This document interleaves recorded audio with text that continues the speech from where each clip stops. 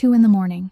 St. Vincent's emergency room. Mara was changing an IV bag for a drunk patient when a wedding invitation slipped out of the man's coat pocket, and the groom's face on that invitation was her husband's face. The husband she had buried 3 years ago. Her hand still gripped the IV bag. Her feet were frozen to the floor. But inside her chest, the silver chain holding her dead husband's wedding ring suddenly felt heavy as lead, as if the dead man were pulling her down with him. This is the story of a woman who sold everything: her home, her health, even her sleep, to keep a promise alive, and a man who killed himself to bury that very promise. But there is a third person, someone neither of them knew existed, and this person lived by one rule only: never let a broken promise stay buried without someone paying the price. Watch until the end, because the way this story ends is not what you expect. If this story made you believe that the truth never dies, hit like and share it so more people can hear it. Subscribe to our channel so you never miss the next story, because the best one might be the one you haven't seen yet. 5 years earlier, the Amtrak station in Millbrook had been nothing more than a small waiting room beside the tracks, a place most of the town's residents never set foot in because they had no reason to leave. But that morning, Mara stood there with Wesley, and both of them believed this train would change their lives forever. Wesley had just been accepted into the MBA program at Wharton, the kind of school children who grew up in Millbrook only heard about on television and never dared imagine they could walk into. He stood in front of Mara, one hand holding an old suitcase, the other gripping her hand as though he were afraid that if he let go, the whole world would come crashing down. He told her this was only temporary, 2 years, 3 years at most.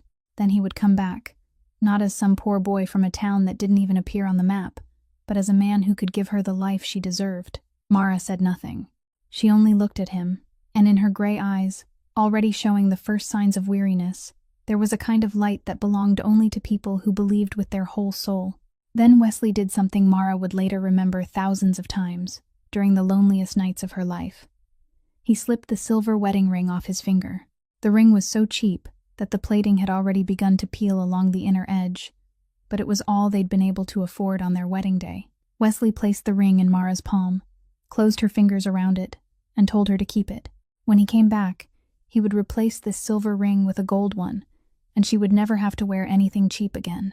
Mara looked at the ring in her hand. She didn't think it was cheap. She'd never thought that. She took off the silver chain around her neck, the only necklace her mother had left her before she died, and slipped Wesley's ring onto it. When she fastened the clasp behind her neck again, the ring rested against the center of her chest, right where her heart was beating. The 2 people she loved most in the world now lay on the same chain, and she carried them with her every day. Wesley held her, not for long, because the announcement over the speaker had already called that the train was about to depart. He stepped onto the train stairs, turned back to look at her one more time, and gave her a smile Mara would remember forever. Not because it was beautiful, but because it was the last smile he ever gave her with his whole heart. The train began to move. Mara stood on the platform, both arms hanging at her sides, watching the cars slide past until all that remained was the red light at the back of the train, blinking in the morning fog. She stood there a little longer after the light had vanished completely, as though taking a step away would mean admitting that he had truly left her behind. Then she turned, walked toward the parking lot, climbed into her father's Ford F-150, and drove home to change clothes. That evening, she walked into the diner beside the highway and began the first shift in a stretch of days she didn't yet know would last for how long. But she was willing to endure it for as long as it took, because in her mind then, there was only one thought. Everything she did from that moment on was so Wesley could return exactly as he had promised. She didn't know that the promise had already begun to die the moment the train pulled away from the station. From the very first night she walked into the diner, Mara's life became a wheel that never stopped turning. By day, she worked as a nurse in the emergency room at St. Vincent Hospital, where she changed bandages, checked blood pressure, pushed stretchers, and ran from one hospital bed to another until her white shoes were damp with sweat inside. At 6 o'clock in the evening, she left the hospital, went back to her rented room for a quick shower, then drove her father's Ford F-150 to the diner beside the highway, where she carried trays of food and poured coffee for long-haul drivers until midnight. On weekends, instead of resting, she took delivery runs for the farm produce shops around town, stacking crates onto the truck bed, and driving down the dirt roads her father had traveled for decades before her in that very same vehicle. Every month, after paying rent, paying the electric bill, and buying just enough food not to faint in the middle of a shift, she sent Wesley $2,500. Sometimes that money was almost everything she had earned, and she had to eat instant noodles for 3 meals in a row to make up for it. But she never sent it late, never sent too little, and never complained in the messages that went with it.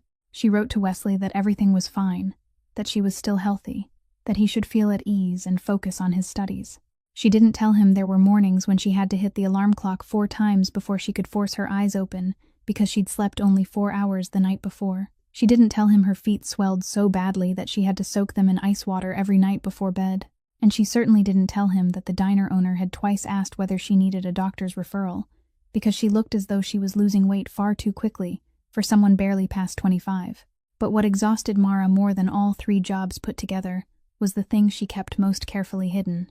Wesley had told her during one phone call that when he came back, the 2 of them would move to New York City after he finished his time in Philadelphia, and she would need a better degree to work at a major hospital.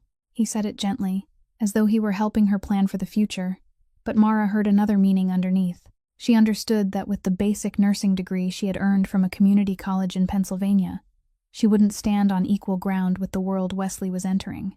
So, after finishing her diner shift each night, instead of going to sleep, she opened her old laptop and studied for an advanced nursing certificate online. She sat at the kitchen table in her rented room, eyes already heavy, fingers slowing on the keys, but she didn't allow herself to close the laptop until she had finished that day's lesson. She was trying to become another version of herself, a version Wesley wouldn't be ashamed to introduce to his colleagues, and she did it on a number of sleeping hours most people would have considered torture. Through all those late nights, there was only one thing that always lay beside the laptop on the kitchen table. It was the brown leather notebook her father had bought for her before he passed away. The notebook wasn't large, just the size of her hand, its leather cover worn at the corners because she carried it with her every day. This was the only place where Mara told herself the truth. In the notebook, she didn't write that everything was fine. She wrote that she was tired. She wrote that she missed Wesley so much her chest hurt. She wrote that sometimes she was afraid she would collapse before he had the chance to come home. But at the end of every page, she always added one line to remind herself that all of this would mean something when Wesley finished the program and returned to her. She believed that more than anything she had ever believed in her life, and it was that faith that kept her swollen feet moving forward every morning. She didn't know that every dollar she sent was building a new life for a man who no longer wanted to remember her name. Everything came apart at the beginning of Wesley's final year at Wharton. He called Mara on a Tuesday evening, his voice a little more urgent than usual, and said the program required a mandatory graduation project that needed real investment capital that he had tried every possible way but couldn't raise enough, and that he needed another $80,000. Mara sat on the bed in her rented room, the phone pressed to her ear, and she said nothing for nearly half a minute. Not because she doubted him, but because she was calculating in her head what she still had left to sell. Her savings had been sent away long ago. Her room was rented. The things in her home weren't worth even 1 week of Wharton tuition. And then she looked out the window, where the Ford F-150 was parked in the lot beneath the sickly yellow streetlight, the truck her father had driven for 20 years, hauling farm produce to make a living, the truck she was using for weekend delivery runs, the only thing left that still carried her father's breath in the driver's seat, where the leather had worn down in the shape of his back. Mara knew what she had to do. She couldn't sleep that night. The next morning, she drove to Scranton, a city more than an hour northeast of Millbrook. She found a man people in the area called Cousin Joe Pellegrino, a middle-aged loan shark who lent money at 5% interest per month. Joe operated in territory controlled by the Ravelli family, and everyone knew borrowing money from Joe was easy, but repaying it was like trying to swim against a waterfall. Mara sat across from Joe in a small office behind a laundromat. She placed the deeds to her father's small house on the desk. Joe looked at her, looked at the papers, then looked back at her. He asked only one question. Was she sure? Mara nodded. She couldn't speak because her throat had closed up. Her hand trembled as she signed the paper, and she had to press her left hand over her right to keep the writing from drifting outside the line. Joe took the truck keys. Mara walked out of the laundromat on her own 2 feet, and from that day on, she walked 4 kilometers to the hospital every morning. She lost the truck, lost the income from her weekend deliveries, but she sent the entire $80,000 to Wesley without keeping back a single dollar for herself. 3 weeks later, Wesley made a video call. This time, he wasn't frantic. He sat in front of the camera, wearing a white shirt, his hair neatly combed, with the widest smile Mara had seen since that day at the train station. He said the project was finished, that he was about to graduate, that everything Mara had done hadn't been wasted. Then he looked straight into the camera, lowered his voice, and said the two words Mara had been waiting for nearly 3 years to hear. He was coming home, Mara cried. Not from sadness. She cried because, for the first time in nearly 3 years, she felt as though she was about to breathe normally again. She asked him when, which flight, which day. Wesley smiled and told her to wait a few more weeks, that he was arranging everything, and then he would give her the exact details. He said he loved her. He said he missed her. He said every sacrifice she had made would be repaid 100-fold. Mara believed every word. She hung up, lay down on the bed, hugged the pillow to her chest, and smiled until she drifted off to sleep.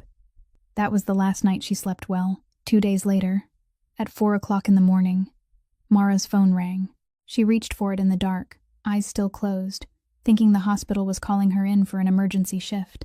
But the voice on the other end wasn't a coworker. It was the voice of a man she had never heard before, identifying himself as a Pennsylvania state trooper. And he said the words, "No one is ever ready to hear at 4 o'clock in the morning." There had been an accident on Route 6. The car was registered under Wesley Carter's name. The wreckage was charred beyond recognition. Mara didn't remember what she answered. She only remembered the phone slipping from her hand and falling to the floor, and herself sitting there in the darkness, one hand clutching the silver chain on her chest, where Wesley's wedding ring still rested between 2 beats of her heart. The police told Mara that a Honda Civic had crashed into the median on Route 6 in northern Pennsylvania at around 2 o'clock in the morning. The car had gone up in flames completely before the fire crew could arrive. Inside the vehicle, they found a wallet containing identification papers, a driver's license, and a cell phone, all registered under the name Wesley Carter. The scene was unrecognizable. The state police worked with the medical examiner's office, compared the dental records stored in the system, and the results showed a partial match. The official conclusion was issued 3 days later. Wesley Carter, 30 years old, a resident of Millbrook, Pennsylvania, had died in a traffic accident. There was no suspicion, no further investigation. The file was closed. But behind that neat conclusion was a performance staged with a cold calculation Mara could never have imagined. Wesley hadn't been driving that car. He hadn't been on Route 6 that night. Weeks earlier, he had contacted an employee at the life insurance company where Mara had bought a policy for him before he left for New York. In exchange for a promised share of the insurance payout, that person helped Wesley alter the dental records in the system so that when the medical examiner's office made the comparison, the result would match whoever was sitting in that burned car. The Civic had been bought with cash from a junkyard. The papers in the car were real. The driver was a drifter no one would ever come looking for. And Wesley Carter, on paper, officially ceased to exist. Mara received the urn of ashes on a Thursday afternoon. She held it with both hands, and she remembered that it was lighter than she had expected. She had imagined the ashes of a grown man would weigh more than that. But she pushed the thought away because she didn't want to think anything more about that night on Route 6. The funeral was held at the small church in Millbrook that weekend. Not many people came. Wesley had no family, and neither did Mara. A few co-workers from the hospital stopped by to lay flowers and then left. The diner owner brought a plate of pastries that no one touched. The pastor read a short passage from Scripture, said a few familiar words of comfort he had probably spoken at hundreds of other funerals before, and then everyone left one by one. In the end, only Mara remained, standing alone before the small altar, where the urn sat between 2 candles. She didn't cry, not because she was strong, but because she had cried herself empty during the 4 days before, and now her body had nothing left to give. She only stood there, one hand resting on the urn, the other clutching the silver chain on her chest, and she whispered to Wesley that she was sorry she hadn't been beside him that night. She apologized to a man who had arranged everything with his own hands, so she would have to stand in that very place, weeping before an urn of ashes that contained no one she knew, and she had no idea at all. A week after the funeral, when Mara had just walked back to her rented room after an afternoon shift, she saw a man leaning against the fence in front of her door, Cousin Joe Pellegrino. He didn't greet her, didn't offer condolences, didn't ask how she was. He only said that dead men didn't repay debts, but debts didn't die with the dead. She had handed over every cent of the $50,000 insurance payout to him, but the remaining $30,000 in principal still loomed over her, as her monthly payments barely covered the suffocating interest.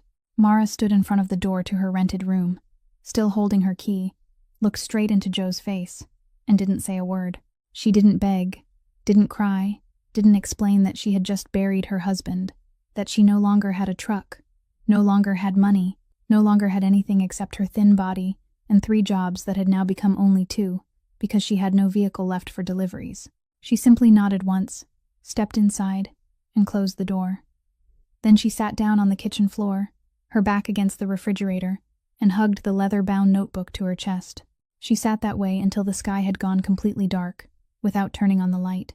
While Mara sat on the cold kitchen floor holding her father's notebook, more than 100 kilometers east of her, in a hotel in Newark, New Jersey, Wesley was standing before a mirror, shaving his face clean, combing his hair into a new style, and on the bedside table lay a complete set of documents under the name Weston Cartwright.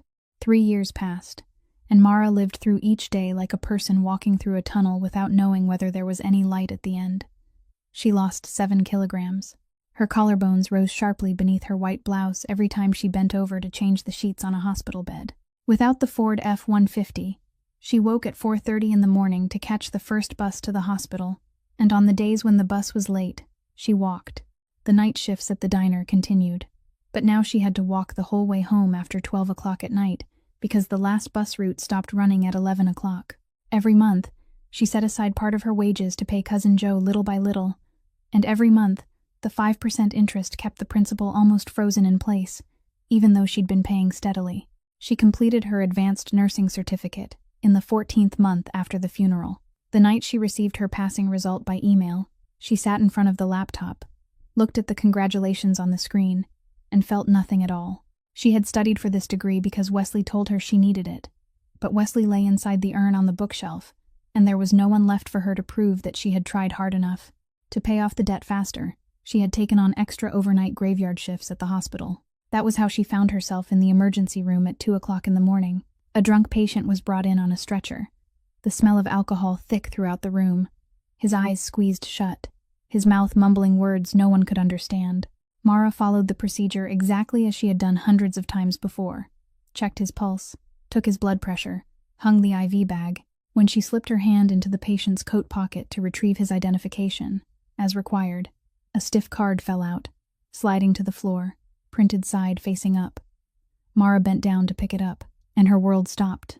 The wedding invitation was printed on heavy cream paper, its letters embossed in bronze gold, saying that Weston Cartwright and Celeste Halloran cordially invited guests to attend their wedding that fall in the Hamptons. Beneath the words was a photograph of the couple. The woman was someone Mara didn't know, with ash blonde hair and a soft smile of the kind that belonged to people born already accustomed to standing before cameras. But the man, she knew him better than anyone else in the world. That slightly square jaw, those eyes that narrowed a little when he smiled, and the small indentation on the bridge of his nose that she had touched with her fingertips hundreds of nights before falling asleep. It was Wesley. Mara was still holding the IV bag, but her fingers tightened around it until they went white. She stood in the middle of the emergency room, her feet nailed to the floor, her eyes fixed on the invitation, and inside her chest, everything she had buried for 3 years suddenly surged back all at once. Not the grief of losing a husband, something far worse. The realization that perhaps she had never lost him, because perhaps he had chosen to disappear. She set the IV bag down on the stand, stepped into the hallway, leaned her back against the wall, and breathed through her mouth like someone drowning on dry land. Another nurse ran over and asked whether she was all right. Mara shook her head, said she was just a little dizzy, then slipped the invitation into the pocket of her blouse and returned to the emergency room. She finished the rest of that night's shift like a machine. She changed IV fluids on time, recorded patient files to standard, and answered the attending doctor in her usual voice. No one realized that inside the woman moving between those hospital beds, something had just broken open, and she didn't yet know what to call it. At 6 o'clock in the morning, she left the hospital. When she got back to her rented room, she didn't change clothes, didn't shower, didn't eat. She sat down at the kitchen table, pulled the invitation from her pocket, placed it in front of her, and looked at the man's face in the photograph one more time to make sure she hadn't seen wrong. She hadn't. Then she reached for the leather-bound notebook, opened it to the next blank page, and wrote only 3 words. He is alive. Mara didn't sleep another minute after writing those 3 words in the notebook. She sat at the kitchen table until morning, looking at the wedding invitation, then at Wesley's death certificate, which she had kept in the drawer of her bedside table for the past 2 years. 2 pieces of paper. One said he was dead. The other showed his face printed beside another woman, along with the words inviting guests to a wedding. Both of them couldn't be true, and Mara knew she wouldn't find the answer by sitting in her rented room in Millbrook. She packed her backpack that very morning. The leather-bound notebook, the wedding invitation, the marriage certificate, and the death certificate. She locked the door to her rented room, walked to the bus station, and bought a Greyhound ticket to New York. The ride took nearly 4 hours, and for all 4 of those hours, Mara sat in the last row, her backpack hugged against her chest, her eyes staring out the window without seeing anything at all. She didn't have a clear plan. She only knew she needed to go to the place where that wedding invitation had come from, and she needed someone to look her in the face and tell her the truth. The first thing she did when she arrived in New York was go to the police department. She walked into the nearest precinct in Manhattan and waited nearly an hour before she was allowed to speak with the officer on duty. She placed the death certificate and the wedding invitation on the desk, then said her husband had died 3 years earlier in an accident on Route 6 in Pennsylvania, but she had just seen his face on a wedding invitation for a man named Weston Cartwright. The officer looked at her, looked at the death certificate, looked at the wedding invitation, then typed Wesley Carter's name into the system. The file appeared. Wesley Carter, 30 years old, deceased in a traffic accident. Case closed. No suspicion. The officer then typed in the name Weston Cartwright. The file appeared. Weston Cartwright, 33 years old, born in Boston. No criminal record. Currently vice president at Halloran Capital Group. 2 men with different names, different places of birth, and entirely different backgrounds. The officer looked at Mara with a gaze she would never forget. It was the look of someone trying to be polite to a person they believed wasn't quite sane. He said that according to the system, these were 2 completely different people. The death certificate was valid. The identity records were valid. The fact that 2 men looked alike wasn't grounds to open an investigation. He advised her to go home and rest, and added that if she continued going to government offices to present this matter, he would have to file a report for harassment. Mara took back her documents, slipped them into her backpack, and walked out of the police station. She stood on the Manhattan sidewalk, among the stream of people passing by who had no idea who she was, and she felt as though she had just been slapped with the very truth she was holding in her hands. She was right, but no one believed her. She had evidence, but her evidence was a wedding invitation and the memory of a widowed wife, and that meant nothing inside the system. But Mara didn't stop. She took the subway to Madison Avenue, where the Halloran Capitol building rose in glass and steel, so tall she had to tilt her neck back to see the top. She walked into the lobby, went to the reception desk, and said she needed to meet an employee named Wesley Carter. The security guard typed the name into the computer, then shook his head. No one named Wesley Carter worked there. Mara took out the wedding invitation, pointed to the photograph of the man, and said this man was her husband, that he was using a false name, and that she had the marriage certificate right there. The security guard looked at her with the same kind of gaze the police officer had given her earlier, then picked up the phone and called the building manager down. A man in a black suit came out, looked over Mara's papers, looked at the invitation, then said curtly that the man in the photograph was Mr. Weston Cartwright, vice president of strategy, and that he wasn't Wesley Carter. He added that if Mara didn't leave the building within 5 minutes, security would call the police. Mara stepped out of the Halloran Capitol building at 4 o'clock in the afternoon. She stood on the Madison Avenue sidewalk, her backpack on her shoulder, her old coat caught between the suits and office dresses sweeping past on either side, and she understood something she had never had to face before in her life. She was right. She knew she was right. But being right meant nothing if no one was willing to listen. The police didn't believe her. The company didn't believe her. The system she had always thought would protect honest people had turned its back on her twice in a single day, and she stood there, in the middle of a city of more than 8 million people, without even one person to tell her she wasn't crazy. Mara walked aimlessly after leaving the Halloran building. Her feet kept moving, but her head was empty, as though her body were traveling on instinct, while her mind had already shut down. She didn't know how long she had walked, or how many streets she had crossed.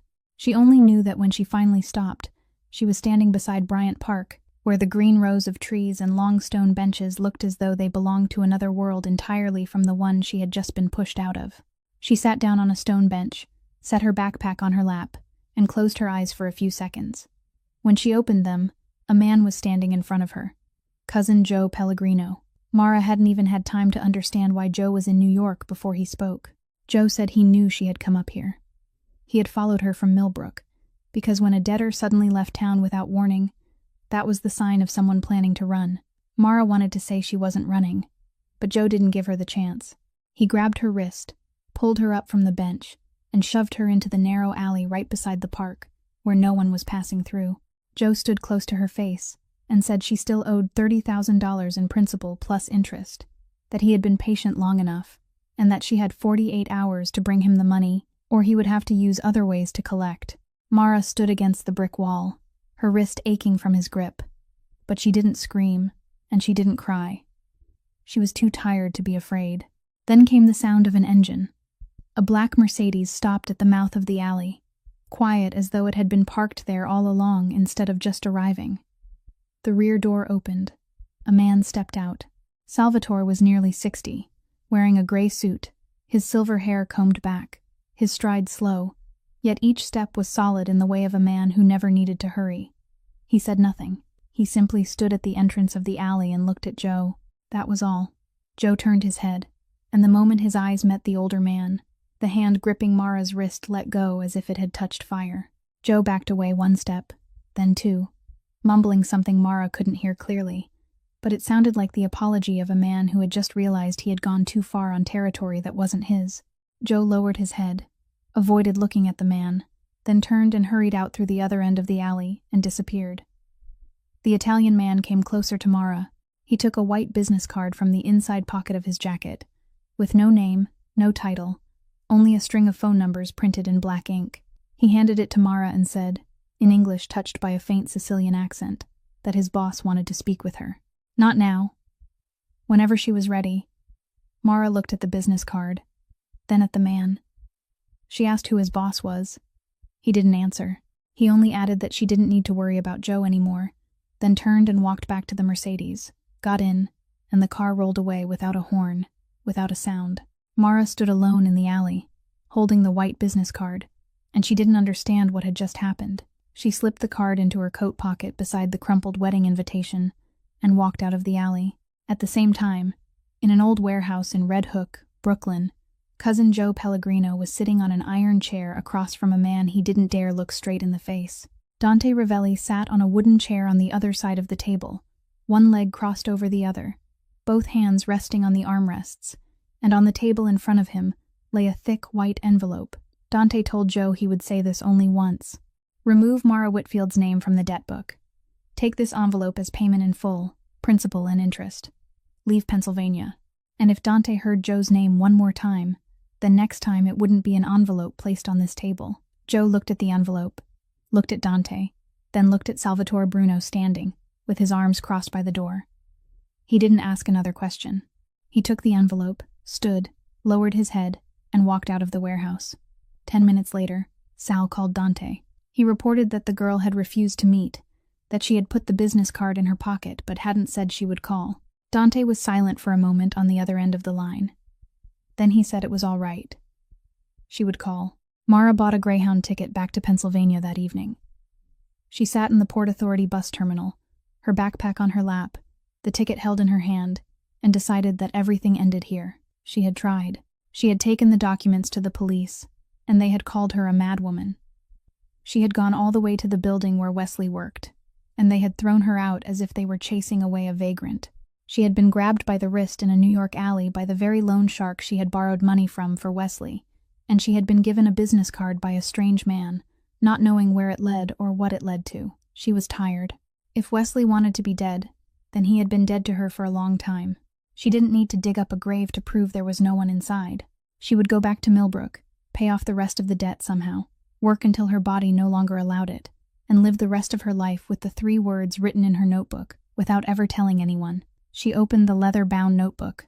She meant to write one final line, and then close it forever.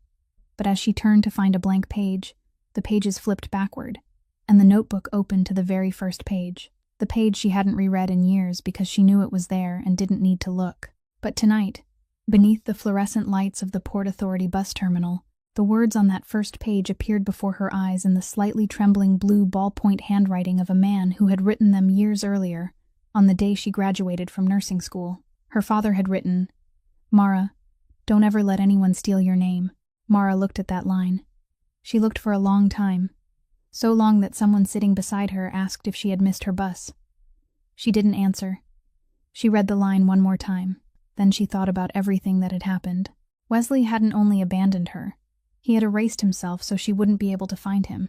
He had taken her money, her health, her father's truck, her 2 years of mourning, and even his own name, so she would have nothing left to hold on to in order to demand the truth back. He had stolen his own name, and by doing that, he had stolen hers too, because Mara Whitfield, on paper, was the widow of a man who didn't exist. She looked down at the Greyhound ticket in her right hand, then at her father's words in the notebook in her left. She tore the ticket in half. Then she tore it into 4 pieces. She slipped the pieces into her coat pocket, closed the notebook, and reached into the other pocket of her coat. The white business card was still there, with the phone number printed in black ink. Mara stood, slung the backpack over her shoulder, walked out of the Port Authority bus terminal, and called. 3 days before, Sal Bruno stood in the alley beside Bryant Park and made Cousin Joe let go of Mara with nothing but a look. Everything had begun with an ordinary meeting Sal held every quarter. The Ravelli family controlled most of the underground business across northeastern Pennsylvania, from Scranton down to Wilkes-Barre, and every quarter, Sal made a circuit to collect protection fees from those operating on that territory. Cousin Joe Pellegrino was one of them. Joe was a loan shark, and in return, he paid a regular fee so he could conduct his business in peace without anyone interfering. But this quarter, Joe didn't have the money to pay on time. When Sal sat across from Joe in the small office behind the laundromat in Scranton, Joe began asking for an extension. He said collecting debts had been difficult in recent months, that many debtors had run off, that the economy was bad. Sal wasn't a man who enjoyed listening to excuses. He demanded that Joe provide his current debtor list to prove that he was truly struggling and not hiding money. Joe reluctantly opened his book and read out each name. Most of them were names Sal didn't care about, until Joe reached one line. Mara Whitfield, $80,000 in principal plus interest, wife of Wesley Carter, deceased. Sal showed no reaction outwardly, but inside his head, the name Wesley Carter rang like a familiar bell he couldn't immediately remember hearing before. He ended the meeting with Joe, got into the car, and on the drive back to New York, he called an assistant at the Ravelli Holdings office and asked them to pull the current list of the corporation's business partners.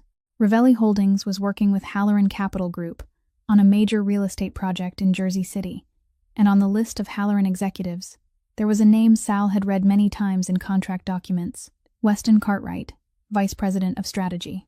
Sal drove straight back to the office, opened the personnel file Halloran had sent along with the partnership agreement, and looked at Weston Cartwright's profile photograph. Then he searched public records for a copy of Wesley Carter's death certificate. He placed the 2 photographs side by side on the desk. The same face, the same slightly square jaw, the same faintly narrowed eyes, the same small indentation on the bridge of the nose. The next morning, Sal brought those 2 photographs into Dante Ravelli's office. He didn't say much. He simply placed the 2 photographs on the desk, one side showing a copy of the death certificate, stating that Wesley Carter had died 3 years earlier, the other showing the profile photograph of Weston Cartwright, now the vice president of the largest business partner Ravelli Holdings was working with. He said that the wife of the dead man owed Joe Pellegrino $80,000, and the dead man was sitting in an office on Madison Avenue under a new name. Dante looked at the 2 photographs. He said nothing for nearly a minute. Then he looked down at his left wrist, where the antique Patek Philippe watch lay silent against his skin. The watch wasn't his.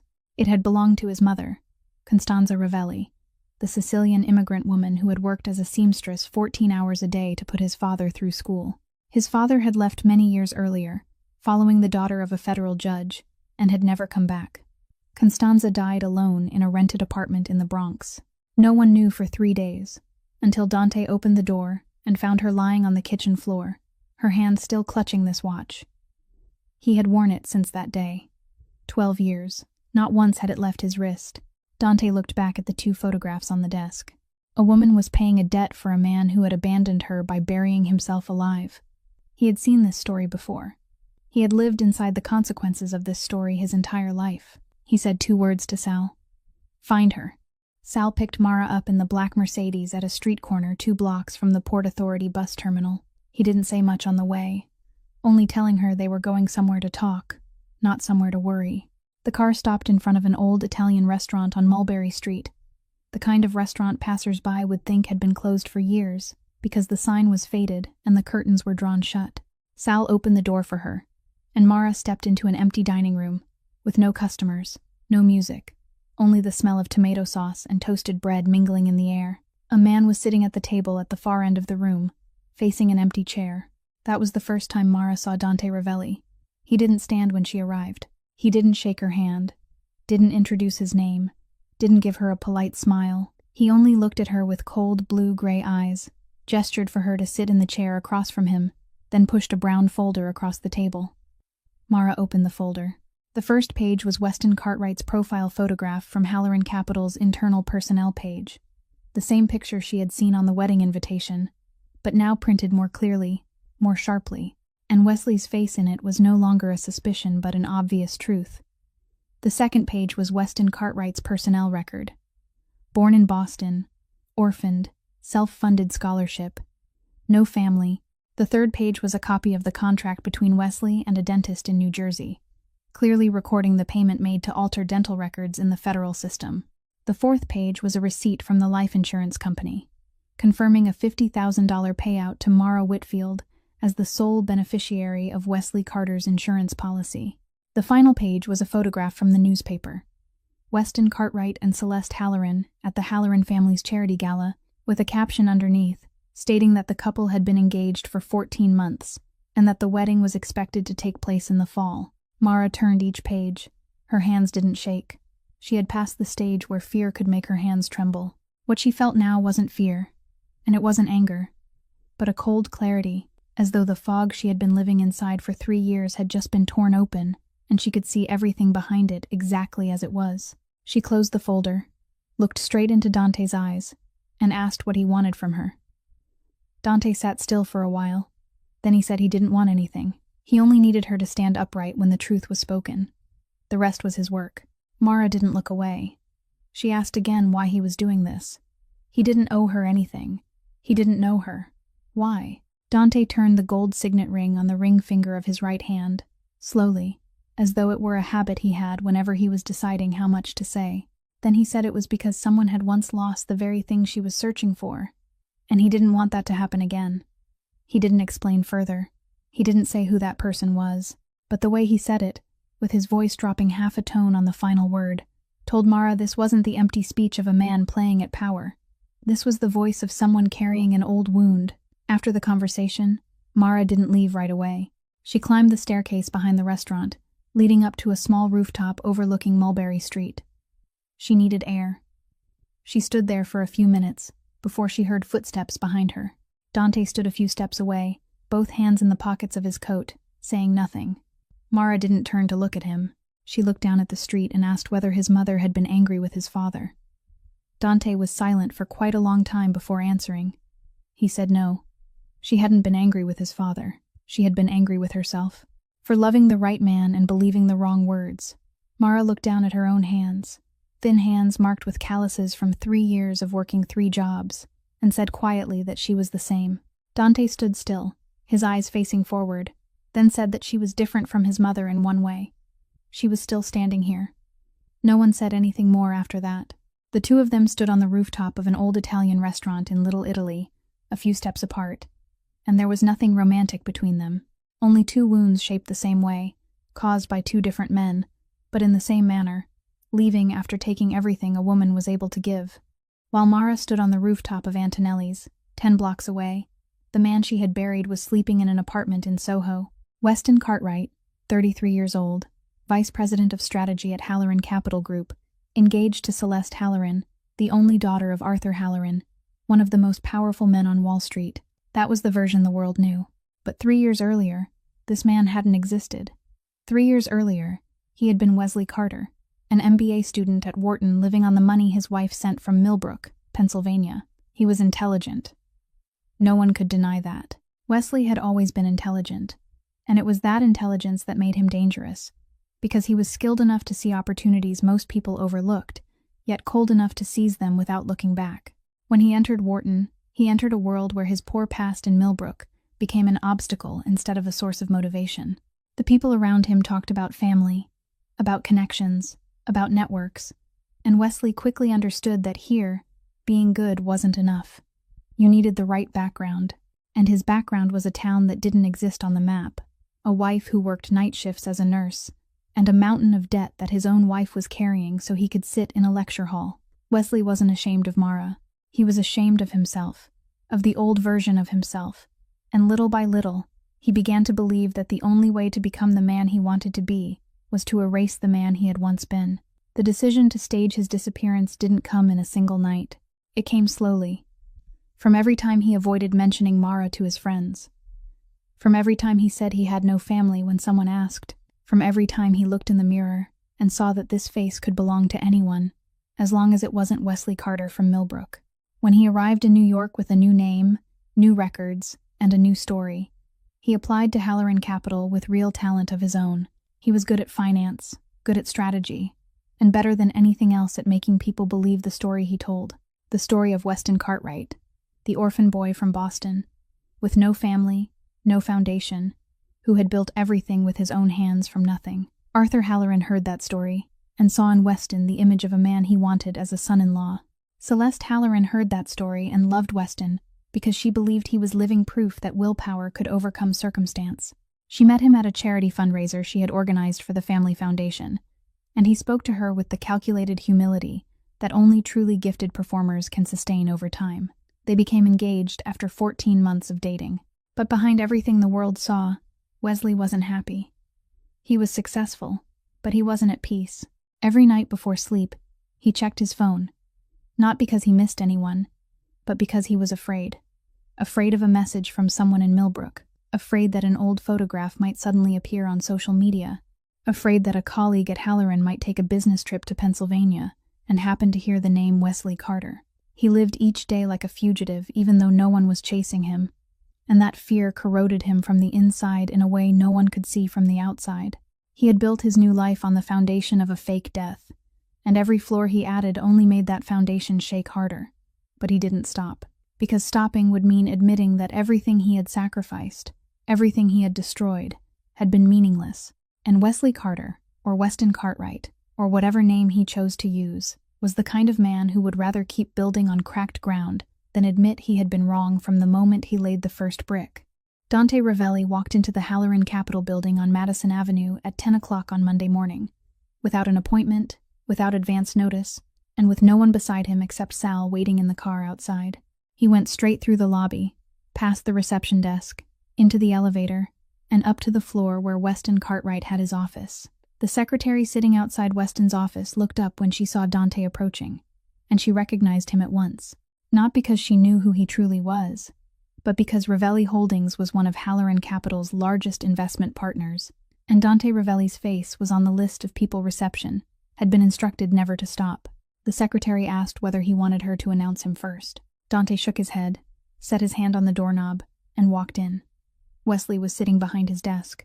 He looked up when the door opened, and his face shifted from surprise to politeness in less than a second, the reflex of a man used to receiving important people who arrived without warning. He stood, offered his hand, and opened his mouth to greet him.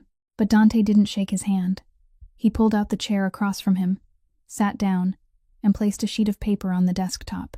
The paper had yellowed slightly at the edges and had a crease down the middle because it had been kept in a drawer for years. It was a copy of Wesley Carter's death certificate, clearly listing his name, date of birth, date of death, and cause: traffic accident on Route 6, Pennsylvania. Wesley looked at the paper. The polite smile on his face went out, not slowly, but instantly, as if someone had pulled the plug from the socket. He didn't look up. He looked at the death certificate, and Dante watched him looking at it, and both of them knew that from this moment on, there was no game left to play. Dante spoke. He said there was a woman who had kept this paper for 3 years. She had believed it was real. She had held a funeral for the person named on this paper, had cried before the urn of ashes belonging to the person named on this paper, had worn the wedding ring of the person named on this paper around her neck every day for 3 years. But the person named on this paper was sitting in front of him. Wesley swallowed. He looked up, and what Dante saw in his eyes wasn't remorse, but fear. The fear he had lived with every night when he checked his phone before sleep. The fear he had forced down every morning when he walked into Halloran Capital under a name that didn't belong to him. That same fear was now standing in front of him, wearing a black wool coat and looking at him with eyes that didn't blink. Wesley tried to control his voice. He said Dante had the wrong person, that he was Weston Cartwright, born in Boston, and he didn't know any Wesley Carter. Dante didn't argue. He didn't need to. He only looked at Wesley for a few more seconds, long enough for the silence to become heavier than any words could be. Then he stood. He left the death certificate lying on the desk between 2 pens and a cup of coffee, still giving off steam.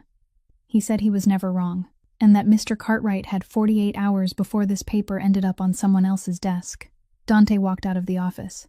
He didn't look back. He didn't need to, because he knew the paper lying on that desk would do its work. Truth doesn't need a guard. It only needs to be placed in the right place. Behind the closed door, Wesley sat alone in his office, staring at the death certificate bearing his own name, and for the first time in 3 years, the fear he had tried to lock inside his chest finally found its way out.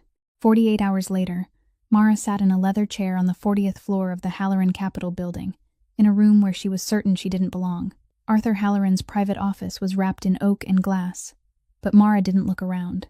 She sat with her back straight, both hands resting on her lap, and beneath her right hand was the marriage certificate she had carried with her from Millbrook. She wore the old coat she had worn through the entire Greyhound bus ride, through the police station, through the alley beside Bryant Park, and that coat, in this room, looked like a stray object in a world that hadn't been made for it. Arthur Halloran sat behind the desk across from her.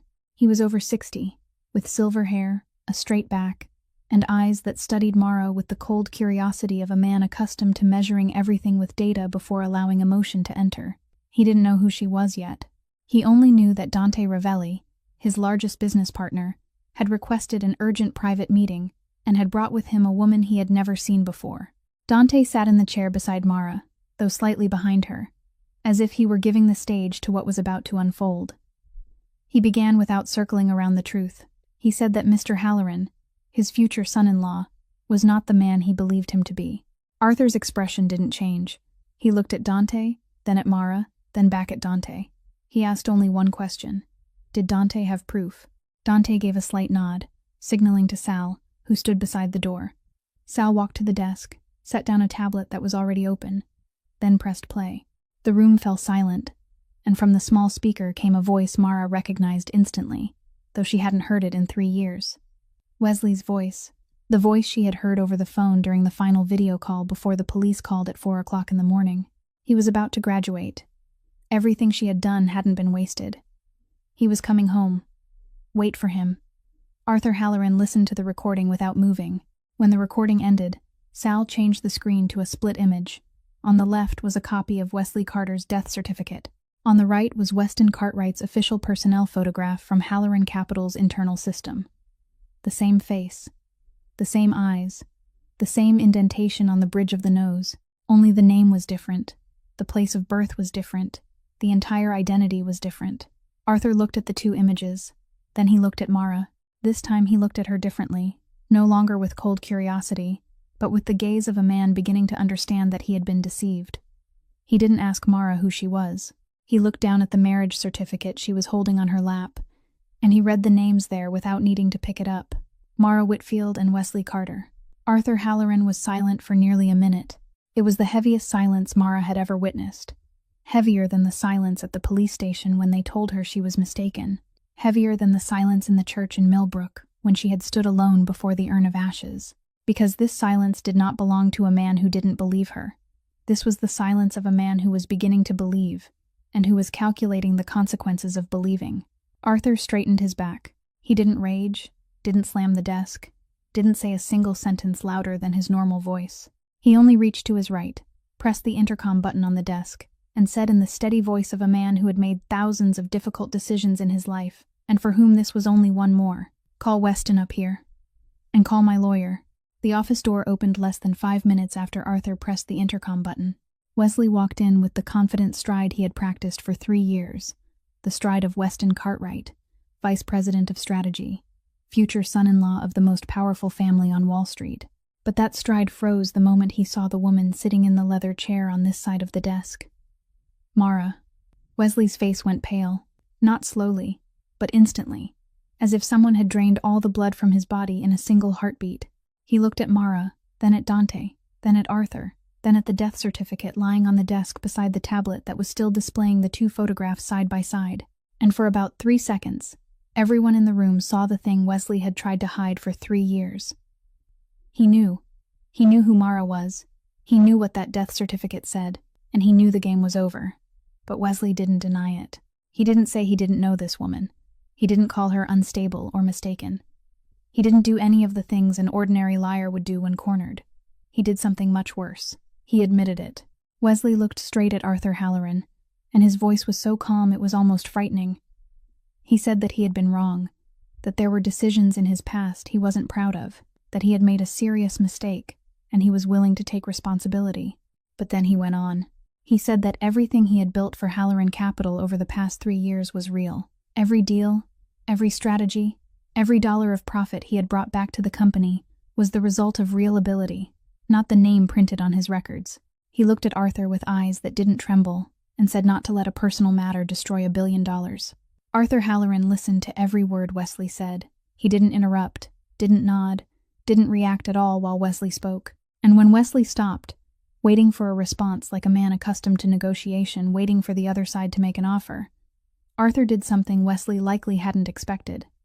Arthur stayed silent. He stayed silent long enough for the quiet in the room to grow suffocating. Then he said slowly that Wesley had just given him his final answer. No anger, no raised voice. Only a simple statement from a man who had seen enough. Because Arthur Halloran didn't need any more proof. The death certificate, the recording, the 2 photographs, all of it was serious. But the thing that made him decide wasn't the evidence. It was Wesley's reaction when he was exposed. A normal person would have collapsed, apologized, cried, explained. Wesley negotiated.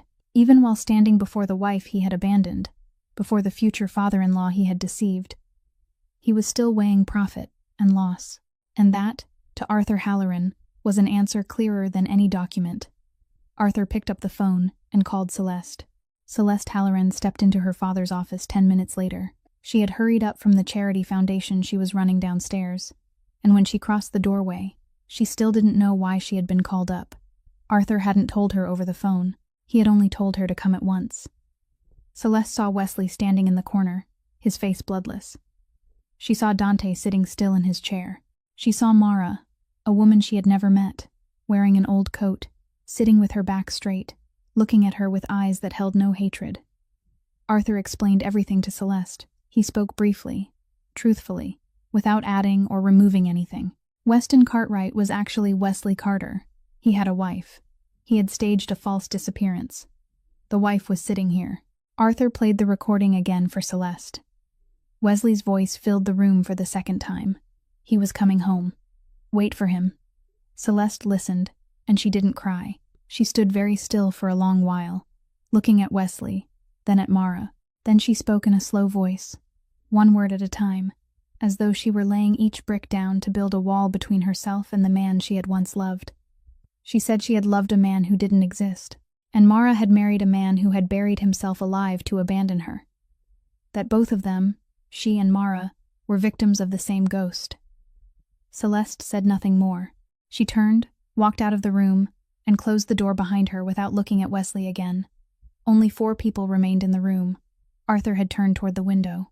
Dante still sat motionless, both hands resting on the arms of his chair. Wesley stood in the corner, for the first time in his life unable to find a sentence to say. And Mara, the woman who had walked 4 kilometers to the hospital every morning, who had pawned her father's truck to a loan shark, who had cried before an empty urn of ashes, who had been sent away by the police, who had nearly boarded a bus back to Pennsylvania to forget everything. Mara rose from her chair. She didn't cry. She didn't scream. She didn't beg Wesley to explain. She stood straight and walked toward Wesley until she was less than 1 step away from him. close enough for him to smell the hospital antiseptic on the blouse she wore beneath her old coat. She looked directly into his eyes, and she said only one sentence. "You died to me a long time ago.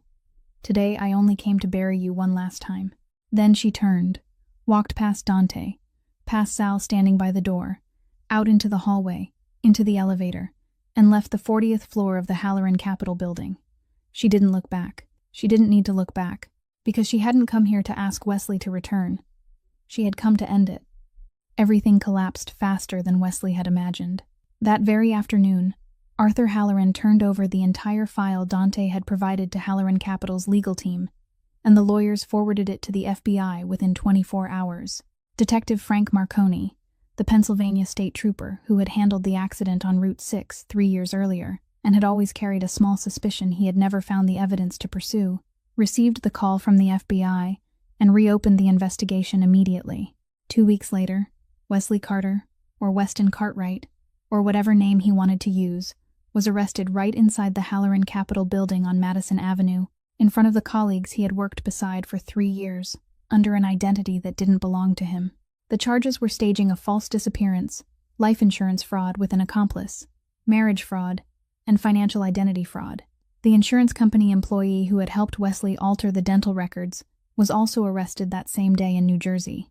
Halloran Capital issued a statement cutting all ties with Weston Cartwright and canceling his engagement to Celeste Halloran. The trial took place 4 months later in federal court in Manhattan. Mara went to the sentencing hearing straight from St. Vincent Hospital. She was still wearing her white blouse beneath her old coat, because she hadn't had time to go back to her rented room and change after her morning shift. She sat in the audience seats at the back, not in the witness row, not in the plaintiff's row. She didn't speak before the court. She didn't add any further accusations. She only sat there, both hands resting on her lap, her back straight, and looked forward. The sentence was handed down. 9 years in federal prison.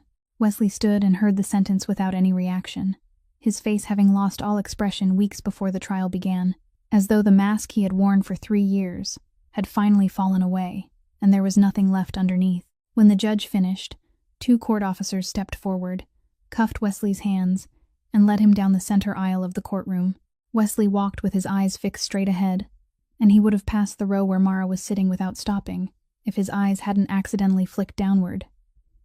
He glanced at her chest, and he saw the silver chain. The chain he knew well because he had watched Mara wear it every day during the years they were together. Her mother's chain, and on that chain, resting at the center of her chest beneath the fabric of her white blouse, was the cheap silver wedding ring he had slipped off his own finger and placed in her hand at the Millbrook train station 5 years earlier. She was still wearing it.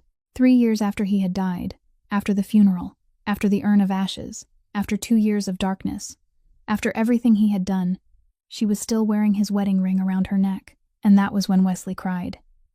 Not because of 9 years in prison, not because his career had collapsed, not because of Celeste, or Arthur, or Dante, or anyone else in that courtroom. He cried because the cheap silver ring he had forgotten long ago was still lying against the chest of a woman he had tried to erase from his life. He cried because he saw, truly saw for the first time, the price Mara had paid, and that price rested inside a flaking silver ring hanging from the old silver chain of a mother who had passed away. Mara watched Wesley cry. She didn't turn her face away. She looked straight at him, and she saw tears running down the face of the man she had loved, had sustained, had buried, had mourned, and had carried against her chest for 3 years. Then she did something very slowly. She lifted her hand to the collar of her blouse and unfastened the first button, then the second. She slipped her fingers inside, took hold of the silver chain, and pulled it out. The silver ring gleamed beneath the fluorescent lights of the courtroom. She held the ring between the thumb and forefinger of her right hand, turned it lightly, then slid it off the chain. She fastened the chain back around her neck, her mother's chain, the chain that now felt lighter than before, because it had been relieved of something it had carried for far too long. Then she leaned forward and placed the jewelry on the back of the wooden bench in front of her, gently, as though setting a flower on a grave. She stood. She slung her backpack over her shoulder. She stepped out of the row, walked down the center aisle of the courtroom, and walked out the door. She didn't look back. The medal remained on the wooden bench. No one picked it up. No one in the courtroom knew that Dante Ravelli had been sitting in the very last row throughout the entire trial. He had arrived early, sat still, spoken to no one, watched everything unfold from the back, like a man watching a play whose ending he already knew, yet still needed to see with his own eyes to believe it had truly happened. When Wesley was led down the center aisle, Dante watched him until the courtroom door closed. Then he looked down at his left wrist. The Patek Philippe watch was there, the second hand still moving steadily, its crystal marked by a few faint scratches from 12 years of never leaving his wrist. He reached over with his right hand, unfastened the clasp, and took it off. He held the watch in his palm for a while, feeling its familiar weight one last time, then slipped it into the inside pocket of his coat. When Dante stepped out of the courthouse and got into the car, Sal saw that his left wrist was bare. In the 12 years Sal had followed Dante, he had never once seen that wrist without the watch. Sal asked why he had taken it off. Dante looked out the car window, stayed silent for a few seconds, then said he didn't need it anymore. This case was over. His mother could be at peace. Sal didn't ask anything else. He started the car and drove away. 2 weeks after the trial, Halloran Capital's lawyer contacted Mara by phone. They said the corporation wanted to offer her financial compensation as the person directly affected by the fraudulent conduct of a Halloran employee. They named a figure Mara had never imagined she would hear in her life. Mara refused. She said she wouldn't sell her pain. She asked for only one thing. Halloran Capital had to publicly acknowledge its failure in the employee background check process, so no one else would be deceived the way she and Celeste had been. Arthur Halloran heard that request from the lawyer, and he agreed without negotiation. A few weeks later, a new scholarship fund was established, though Mara didn't know who was behind it. The fund was named Constanza, created for single nurses who wanted to pursue advanced professional training. Mara received an envelope in the mail, and inside was an invitation asking her to serve as the fund's honorary advisor. The letter carried no sender's signature. In the upper left corner of the envelope, there was only a small embossed symbol, the image of the Ravelli family's signet ring. Mara looked at that symbol for a long time, and she understood. She didn't call, didn't send a thank you letter, didn't try to make contact. She simply signed the acceptance form and mailed it back. That was how two people spoke without needing to speak. Sal came to see Mara one Saturday afternoon. He gave her a key and a folded sheet of paper. The key belonged to a small studio apartment in Brooklyn Heights, owned by Ravelli Holdings. The paper was written in capital letters and unsigned. No one will ask for rent. Stay as long as needed. Mara held the key, looked at Sal, and asked whether she should accept it. Sal said that wasn't a question for him. Mara moved into the apartment the following week. The apartment was small, clean, with nothing beyond basic furniture. A month after she moved in, a small package arrived. Inside was a silver spool of sewing thread, the kind used by seamstresses in the old days, old and tarnished with time. Along with it was an unsigned card, saying this had belonged to a woman who had once sewn clothes to feed someone unworthy, and she would have wanted Mara to keep it. Mara placed the silver spool on the bookshelf in the living room, beside the leather-bound notebook. She didn't need anyone to explain who the spool had belonged to. 3 months later, a parcel was delivered to the Brooklyn apartment. The sender's name was Celeste Halloran. Inside was a hardbound manuscript, nearly 200 pages thick, the title printed on the cover. The women whose names were erased. Mara opened the first page. The dedication read, "To M.W., who taught me that truth doesn't need a microphone to be heard." Mara read that dedication twice. Then she closed the manuscript and placed it on the bookshelf beside the silver spool and the leather-bound notebook. 3 things from 3 different people. A notebook from her father, a spool of thread from the mother of a man she knew almost nothing about, a book from the woman she had never met face to face, but with whom she shared the same wound. 3 things standing side by side on the bookshelf. And Mara needed nothing more. 2 years later. St. Vincent Hospital, Millbrook, Pennsylvania.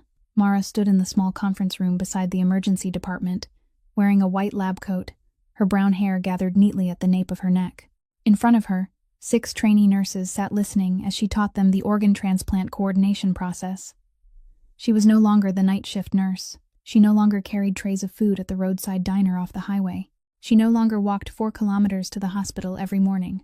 She was an organ transplant coordinator, the person who connected donors with patients waiting for one more chance to live.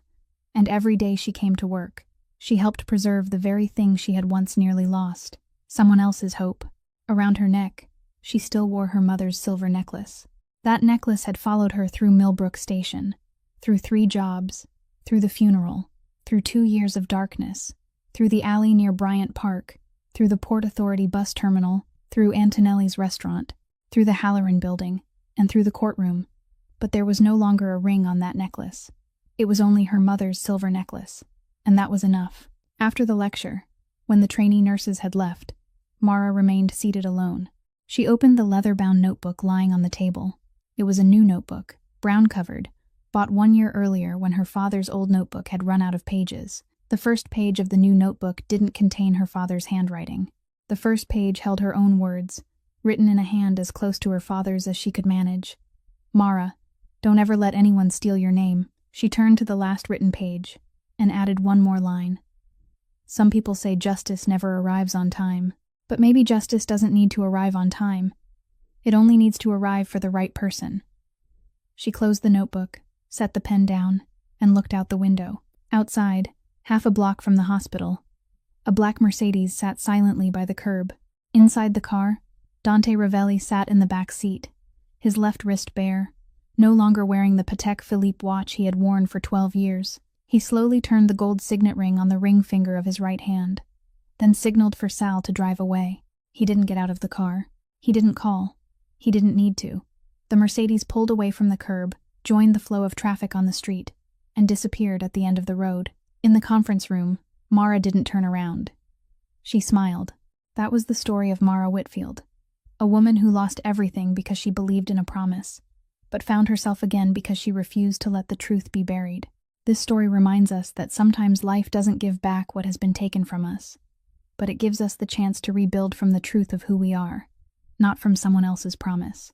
If this story touched you, if there was any moment that made you pause and think about yourself or about someone in your life, please share it with us in the comments below, because we're always listening, and we cherish every feeling that comes from deep within your hearts. Please hit like and share this video so more people can hear the story. And if you haven't subscribed to our channel yet, please subscribe now so you won't miss the compelling stories we bring you every day. We wish everyone watching this video good health, a joyful life, and peace in every day. Goodbye, and we'll see you again in the next video.